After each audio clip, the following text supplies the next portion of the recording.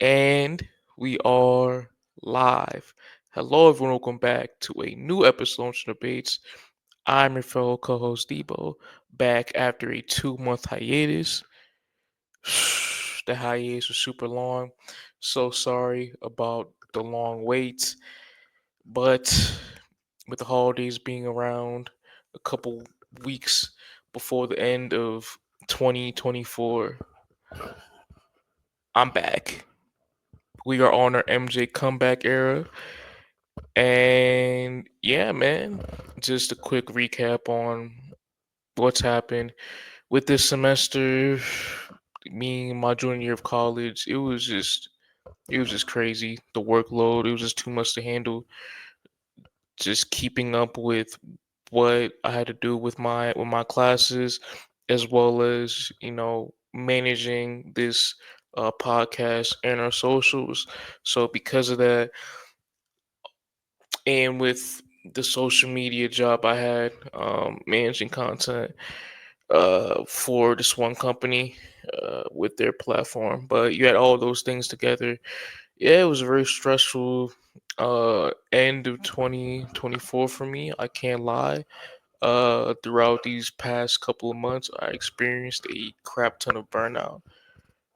Despite producing the occasional reel here and there, it just I was just mainly burnt out. I was busy with a ton of other things in my life, and I couldn't um, manage this podcast, be able to record every week for you guys. So that really sucks, but next semester I believe it's going to be a whole lot different. Obviously, the main um, site is in person, still gonna use that.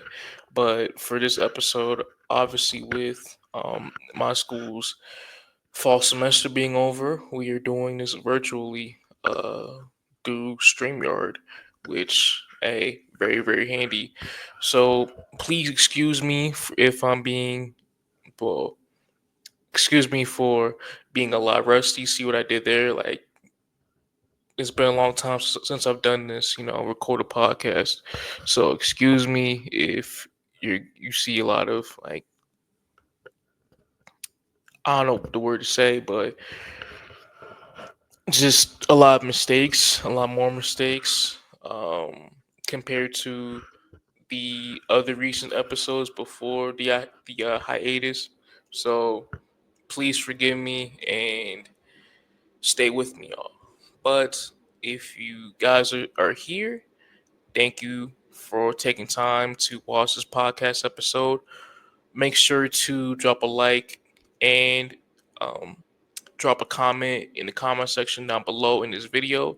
And with our socials, please go follow our YouTube since you're already on here now, and our Instagram, and lastly TikTok. Still do it before the band comes in next month in January. So yeah, please go follow those platforms on our socials. One more thing, you see the decoration or part of the decoration in the background. Again, please work with me. Uh, this is the space I have to record this. So, hey man, let's work with it. All right, moving on to our agenda for this episode. We only have one topic for this pod, and it revolves around the NBA. Excuse me. And if you've well, if you're an NBA fan and have been following all the major news this season so far, you might have an easy guess to what I'm going to talk about for today. And with this episode, I am going to do a rundown of the top 10 reasons why the NBA's ratings are super low, super declining this season. So again, I have my top 10 reasons, pretty straightforward. they're not gonna be in order from least important to most important. Just so you guys know, I just jot down 10 ideas, and I'm going to give my thoughts on each one. With that being said, though, one more thing. I'm an NBA fan, first and foremost. I am a huge fan of basketball. I consistently watch the NBA along with other stuff like the WNBA, college basketball, year in, year out. So, me personally, I don't give a crap about the NBA ratings. It doesn't matter whether or not I have interest in watching said games night in, night out. If a game's on, then I'm most likely gonna watch it. And I don't understand why there's a whole ton of people so fixated on that, on why the ratings are what they are. I mean, you don't directly get money from the NBA. Am Silver is not paying you. You are not part of their marketing team. I don't understand why people have, you know, they have such a big deal over these ratings. Again, you do not work for the National Basketball Association. You are not getting paid one penny, one dime to talk about the NBA. You are not associated with the NBA. So I don't know why that matters so much to you. You are a regular 9 to 5 worker, and for the NBA, they're still getting money. I mean, what the media deal is, it's in, I don't have the exact details, but it's an insane amount of money, and it's globally. So it's like they're still getting billions of dollars, pumping in billions of dollars every year. So it's like whatever, man. But I digress. We're doing this for content, and I'm going to give you said content. So let's begin. Starting at number one, the main, well, not the main, the number one reason. Well, this is again with the mistakes. Reason number one why the NBA ratings are so low this year is that teams shoot way too many damn threes every night. Now, I understand when it comes to pure X's and O's, NBA teams do not play the same. There's a ton of motions, a ton of sets, a ton of personnel that factors into how a team performs and how a team strategizes every single night. And I understand that. But when it comes to the average casual NBA fan, they don't care. And what they're seeing is a bunch of teams every single night jacking up threes, 40 to 50 damn near every game. And again, for the casual fan, it's just boring to them. It is super boring. The lack of physicality, the lack of defense at times. It's not entertaining. It's not interesting. It's not. And when you compare that to the start of this free 3 point evolution with the Warriors in the mid 2010s with Steph, Clay, that whole group, it was fresh at the time when a bunch of teams they preferred post play, running in transition, taking twos over threes, selling for mid range shots. The Warriors were unique. They were brand new. You had a rising superstar in Steph Curry becoming the greatest shooter we have ever seen in NBA history, dazzling on the court every single year. And you had other guys too, like a Klay Thompson, who was also another generational 3 point shooter. So for the Warriors, it was super fun, entertaining. But when you fast forward, 10 plus years later, it's just generic. It's the same thing. It's just mundane. It's just plain and boring. Like we don't see teams with clear diverse play styles like the grit and grind Grizzlies, like the Lob City Clippers. We don't get that anymore. We don't have those teams anymore. Instead, you have a bunch of generic play styles for these teams where it's just not fun to watch. It's not entertaining. And me personally, I like the three ball. I really do. But when it comes to the amount of uses of the three ball, especially when those threes aren't falling, it makes for a bad product, a very very very bad product. Simple as that. Moving on to my second reason, the games are too inaccessible to watch. Let's start with NBA League Pass. NBA League Pass is one of the most useless things in human history. I can't stand NBA League Pass. Out of all my years watching basketball, the NBA, I have never once considered to buy League Pass for a single season, even with the student discount. With me being college, why? Because one, blackouts. What's the point of me owning League Pass when I can't watch teams in my local area? I have one story for you guys. One story.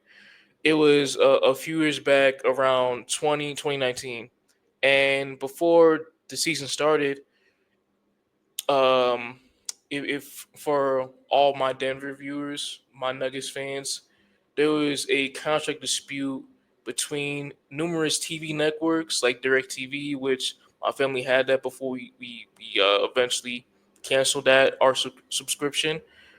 There was a dispute between the cable providers and Cronky Sports and Entertainment, the owners for the Denver Nuggets, and so for like the start of the season, you couldn't watch games. You couldn't watch Nuggets games locally. So my dad, he had this idea, and he said that, hey, let's go buy a league pass for the season. Let's try that out.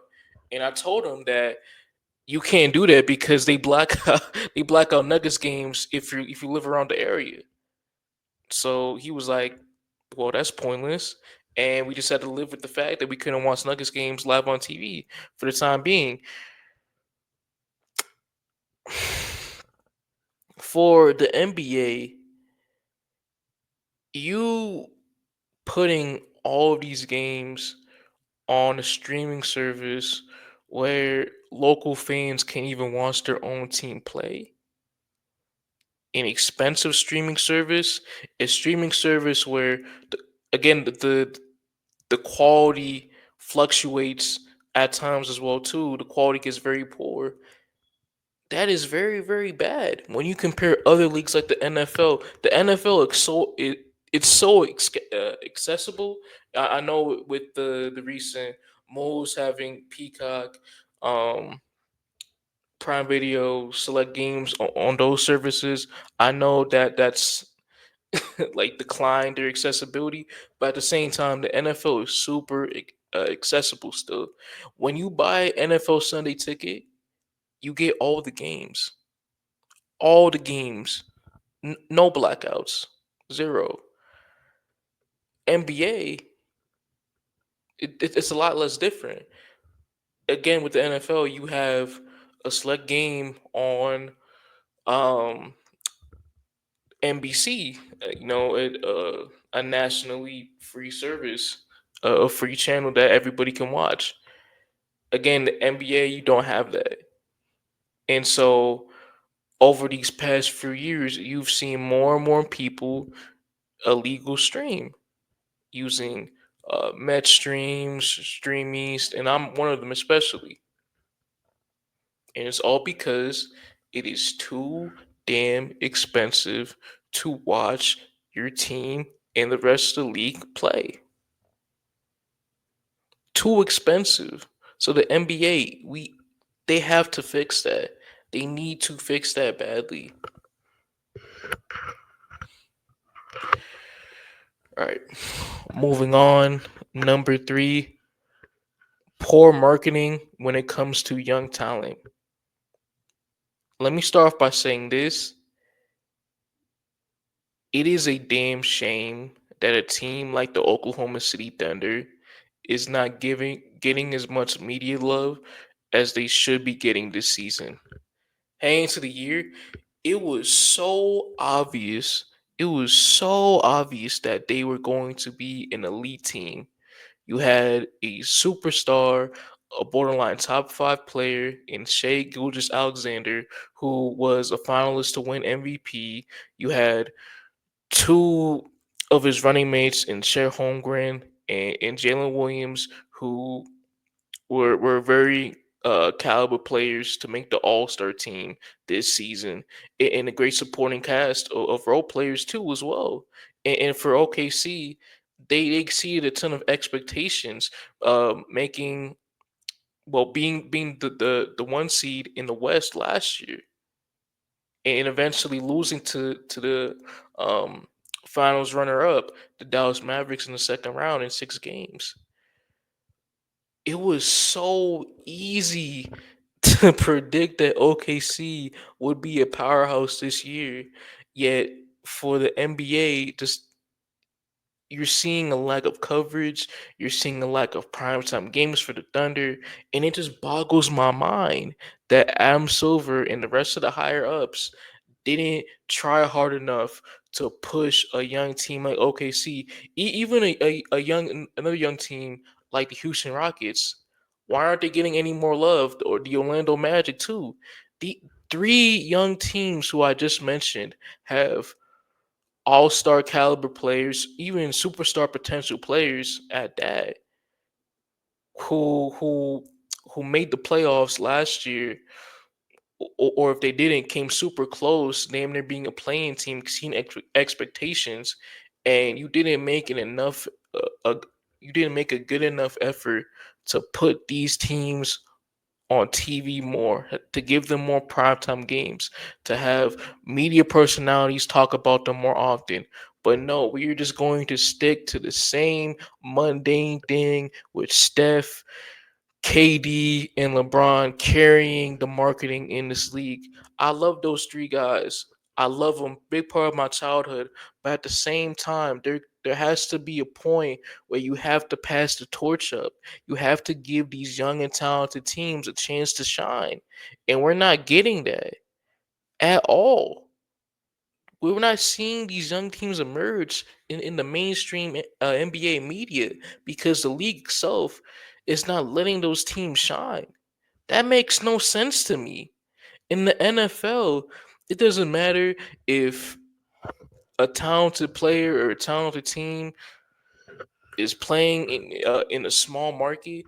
They are going to get burned, especially if they're a quarterback. You look at the top four quarterbacks in the NFL right now, the consensus: Patrick Mahomes, Joe Burrow, Josh Allen, and Lamar Jackson.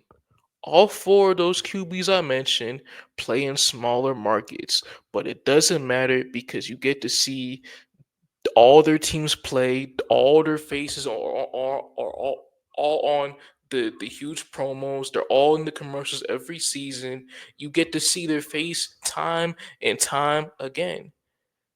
I'm telling you, there are a ton of casual basketball fans who haven't really seen SGA play like that. And it's a damn shame, especially Paulo Boncaro, especially Paulo. And he was a number one pick in his draft class a couple years back. And he went to Duke. Yet him and the Magic are barely on TV. That makes no sense to me. It's stupid. It is complete moron. Sorry, it's completely moronic. It's it's dumb. Man. All right. We got seven more. Moving on to reason four, the playing tournament sucks. It sucks. Now, when it comes to the actual games, we've gotten a ton of bangers over the past few years. I remember the Lakers Warriors game in the 21 postseason with LeBron and Steph. LeBron hit the game winning shot. That was a fun and entertaining game. And there are a ton of entertaining games as well too. But when it comes down to it, having the majority of your teams be in playoff contention when the season's over after 82 games, a full 82 game regular season, it's stupid. And it makes the regular season watered down. Like, why does it matter for the playoff push to happen between the lesser successful teams in the league? When it comes down to it, you're most likely gonna compete for a playoff spot when the season's over. It makes the product more watered down. Why are you rewarding these teams? Why are you giving these teams another chance to compete for an important playoff spot when we already have an 82 game sample to where we can perfectly say that, yo, this team is mediocre, mid, they're not good, they don't deserve to make the playoffs at all, especially in the West, because we know how poor the bottom tier of the I said the West. We know how poor the bottom tier of the East has been these past few years. These East playing games have been borderline unwatchable. I can't lie. A good amount of them, they've been borderline unwatchable. And again, why are we giving these teams another chance to to make the playoffs? You shouldn't. You really shouldn't. And it encourages mediocrity. Why do you think the Chicago Bulls have kept the same team over and over and over again? Because they've said to themselves that, oh, we made the play in this year. We got so close to getting like the 8th or 7th seed. We're gonna run it back with the same core. Although we know that this team has proven to be mediocre year in year out. Doesn't matter who gets injured, who's the top dog, whatever happens. Like, we know this team's mediocre, but again, we made the play-in tournament. We did make the play-in tournament. We had 38 wins this season. Made the play-in tournament as a 9th seed. Hey, let's try again next year. That makes no sense. It's stupid. It's just dumb. Um, man. All right, moving on to reason number 5. All Star Weekend sucks. All Star Weekend sucks. I talked about this before with the format on like a separate reel. That was stupid. I don't get it. No matter what happens with the All Star game, no matter what format it is every single year, it does not matter if you don't have your own players competing in the All Star game. It doesn't matter whether it's a tournament, whether you have a draft before the actual game starts. It does not matter. At the end of the day, you need the effort from the players in order for the All Star game to be enjoyable. And even if it does work, let's say the tournament does work, what, 2, 3, 4 years down the line, it's gonna revert to the same thing we had um, before it was implemented. Like, you're gonna have a bunch of high scoring games, no defensive effort, players aren't trying, they're not caring, and we're gonna revert back to square one. And going away from the All Star game, the the Rising Stars challenge stinks now. The skills challenge stinks now. That's horrible. Go back to where you had a simple course. You get the fastest guards in the league, and you make them compete. You have a timed race. The fastest guard wins the skills challenge. Go back to that. Or have determined between the bigs and the guards. I like their format. The current format they have now, it's horrible, complete trash. Never bring that back again. The the slam dunk challenge is horrible. I don't need to go further deep into that.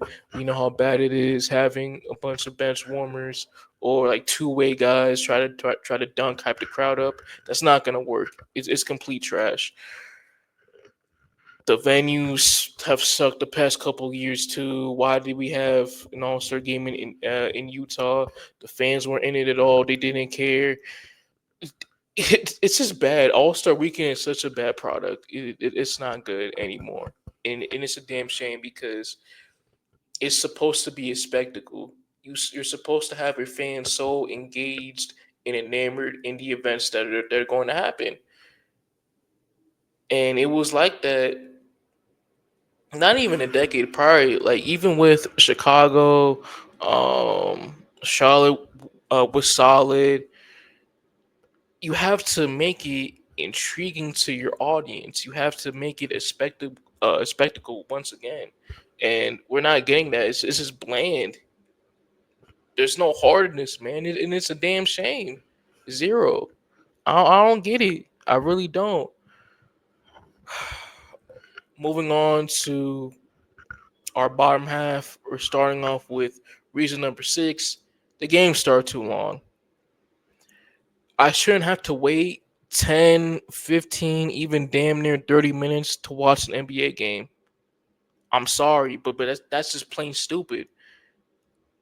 With international soccer, the Premier League, international tournaments, they start right on time. When a game is scheduled to start at at 6 p.m., the game is going to start at 6 p.m. 6:02 tops. When a game is scheduled to be played at 7, it should start at 7, not 7 damn 30. Bro, all the extra pregame talk, having the commentators talk to each other, um, like team team stuff going on, that should be done before the actual start time.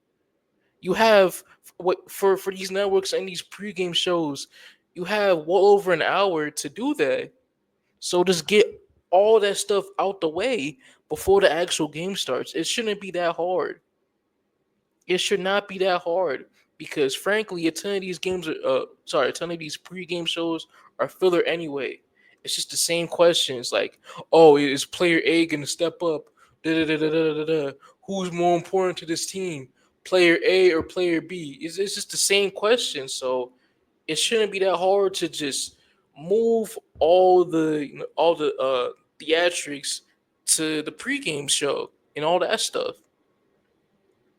Just a simple thing. All right.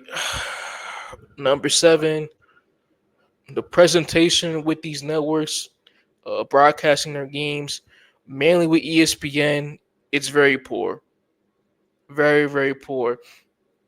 And and again, my main issue is going to come towards ESPN for this reason because I think TNT has been pretty solid. I haven't really had a lot of stuff to complain really about TNT's presentation. I like the graphics, the music's great, the commentators are very good, and all that stuff. It's solid. It's a solid piece of work. But with ESPN, especially the past couple of years, it is so freaking poor, man. Like, let's talk about the NBA Finals. The past two NBA Finals, I know the competition, the matchup was very poor. No one really cared.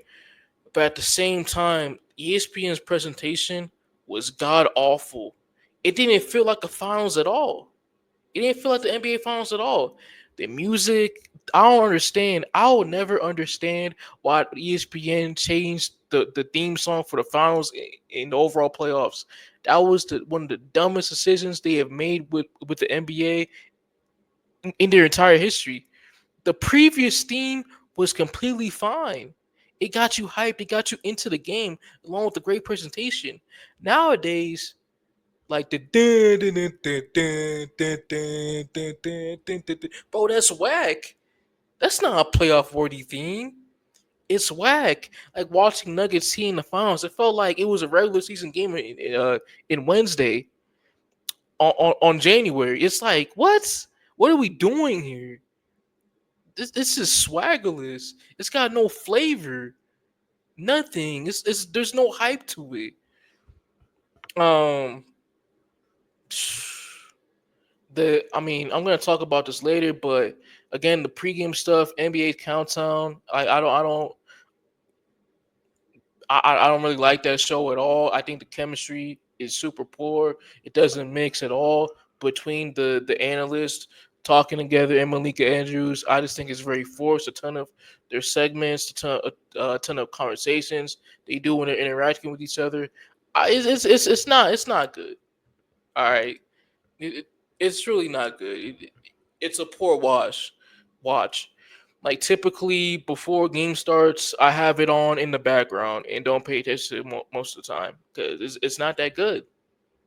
This is poor. It's not at all. This is bad, man. All right. Reason number 8: players missing games on prime time. It seems like for most of these primetime games, NBA, TNT, the star players out.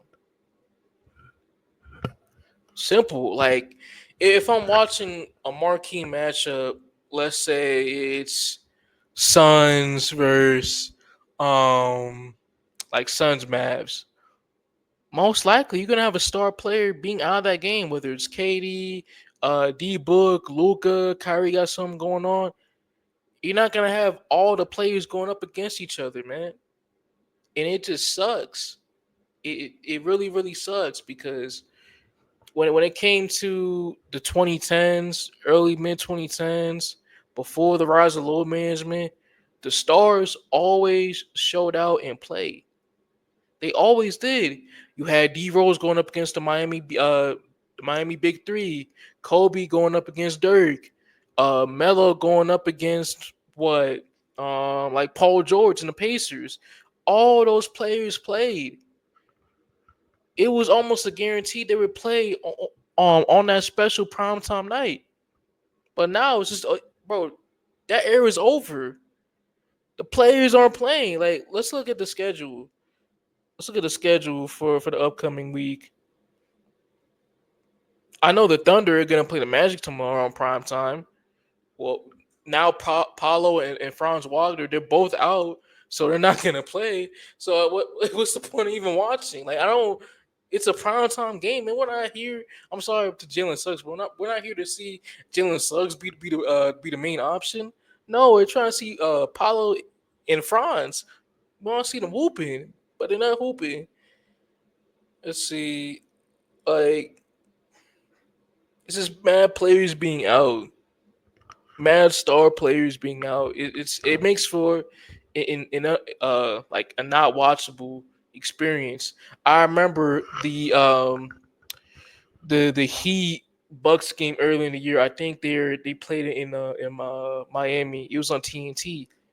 Giannis was out. I was pumped to watch the game, and then I realized watching it, like it said, Giannis Antetokounmpo's out. Did it with da da da da. I'm like, bro, like, well, come on, man. I mean, I still watched the game. It was still pretty close, but at the same time, it's like just having most of your primetime games not feature the marquee stars of your league.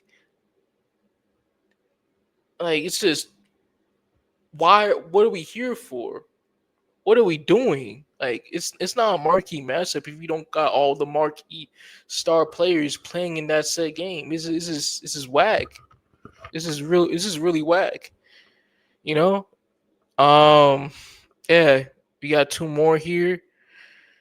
Number 9, I put down poor media coverage and just overall media personalities of the NBA not caring about the actual product.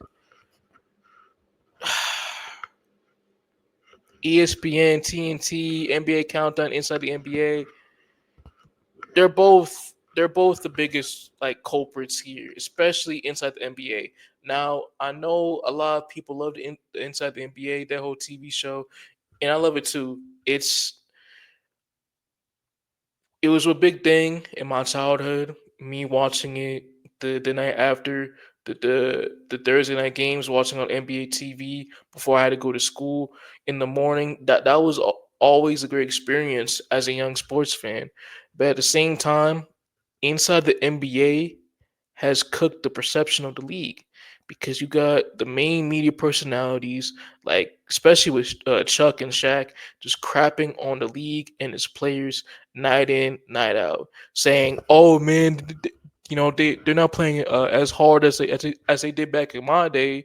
Man, I just don't like the basketball style they play right now. Man, this is boring. He's just this young team plays bad. I don't like this young player's game. He doesn't play as good as I want him to. These young bigs, man, they all suck, man. They didn't play how like I played. All these other bigs played back in the '90s. Like that is super bad for your product when you have a ton of influential media personalities just constantly crapping on your league and its young players. Your young players aren't gonna grow, like aren't gonna build their own personality. They're not gonna build attraction with the fans watching these games if you're gonna have a ton of media heads just crapping on said players and the teams they play for. That's not a good. That's not good for marketing, man. That's really bad. You can't promote your league that way. You really can't. And for ESPN too, having guys like Stephen A. Smith come out and blatantly say that, oh man, I don't want that team to go to the finals, man. Like it's just poor. It's just super cold. I don't want to go down to Milwaukee. I don't want to go to Denver in June. That's not a good vacation spot. Stephen A, Michael Wilbon, you guys get paid millions of dollars to talk about the same sport where a ton of young and rising people across the country would literally kill to be in your shoes. Respect these teams, respect these fan bases a lot more. Like we don't care if we don't like the venue or if you don't like the weather of a certain city's team. It doesn't matter. It should never matter. I don't care if it's a joke or not. Stop doing that. It makes the league even even more worse. It's bad. It's bad business because you said it. Just because you said it, now you're gonna have the tons of fans reiterating the same stuff you said, putting the league at a negative light. It's not good. It's not good at all. This is bad. Like you never see NFL analysts, especially on the same network as these NBA talking heads work for in ESPN. You never see them talk bad about the any of the teams in the league that way. You don't see them, crapping on the team's weather and stuff like that. They respect the players, they respect the entire league as a whole, and they encourage and teach the fans how the game works and how the different formations, different strategies are being planned out week in, week out. You do not see that in the NBA and in their media coverage. And that's why you have a bunch of fans now not caring what people do in regular season, not even caring what they do in the playoffs unless they have a chip already. That's not good. That's really bad. That is really, really bad. All right. Reason number 10, my final one. There there are just a complete lack of rivalries and a complete lack of storylines in the current modern day NBA. When it comes to teams competing against each other, you had your main rivalries across NBA history. In the 80s, obviously Lakers, Celtics, 90s, Heat Knicks, Bulls Pacers, Pacers Knicks, 2000s Spurs, Spurs Suns, that whole thing. Even the 2010s, you had Heat Pacers, Warriors Clippers, entertaining and fun rivalries between teams that did not like each other at all. Right now, fast forward to 2024, you don't get that at all. It is completely non existent. Only a couple exceptions like Celtics Heat, but when it comes down to it, there's just a complete lack of fierce competition between two teams. There's a complete lack of hate, but between teams and players, which to an extent that's kind of beneficial. Having like players be friendly with each other, being friends off the court. But ultimately, when it comes down to it, the product suffers because you don't have rivalry games that fans are looking out for. And because of that, the product has declined in the NBA due to a lack of rivalry games. Like, and especially with teams, they don't have any teams where you have casual fans like hating said team. You had that back then with the Warriors, the Dynasty Warriors, the Dynasty Heat. You had teams where you just completely hated. You could not stand to see LeBron, Steph, KD, those guys winning on those said teams. Now, and you know, there's a lot more parity between teams in the league now. At the same time, you don't have that type of villain. You have no villains in the league where fans just straight hate them and want to see them fail and want to tune in to see them do bad to not see them succeed. You don't have that anymore. You really do not have that anymore. And again, leaning towards the storylines suffer because of that. Like, why would casual fans care about Jokic's storyline? Why would casual fans care about SGA's storyline, Anthony Edwards' storyline, Booker's storyline, Tatum's storyline, and B's storyline?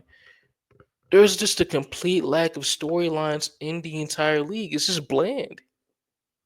It's just super bland. You have no build up. You have no like intriguing um, stuff going on emerging between two teams. You barely see it now. You barely see it. And for casual fans, why should they care? It's just teams playing against each other. It's just basically pickup ball now. It's just boring. It's just super boring. You know, man.